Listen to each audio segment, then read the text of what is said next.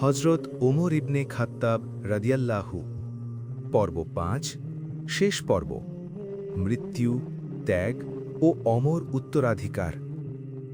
হজরত ওমর ইবনে খাত্তাব রাদিয়াল্লাহু ছিলেন দৃঢ়, ন্যায়পরায়ণ এবং মানুষের প্রতি অদম্য ভালোবাসার প্রতীক।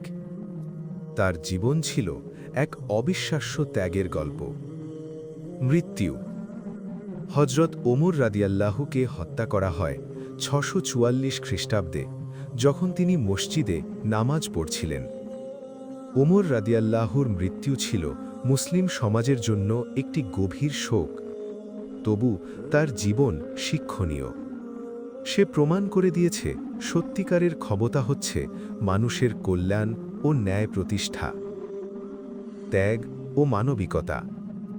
হজরত ওমর কখনো নিজের আরাম বা সচ্ছলতা প্রাধান্য দেননি। দরিদ্র, বিধবা, অনাথ এবং সংখ্যালঘুদের কল্যাণ ছিল তার জীবনের মূল লক্ষ্য। নিজের জীবন ও ক্ষমতা তিনি ব্যবহার করেছিলেন মানুষের মুক্তি ও ন্যায় প্রতিষ্ঠার জন্য। অমর উত্তরাধিকার। হজরত ওমর রাদিয়াল্লাহুর শাসনকালকে বলা হয় ন্যায় ও মানবতার স্বর্ণযুগ। মুসলিম সমাজ আজও তাকে স্মরণ করে শিক্ষা ও ন্যায়ের প্রতীক হিসেবে।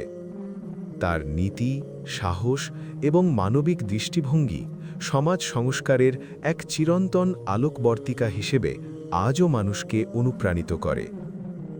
একজন সত্যিকারের নেতা শুধু শাসন করে না, সে মানুষের হৃদয়, শিক্ষার আলো এবং ন্যায় প্রতিষ্ঠা করে।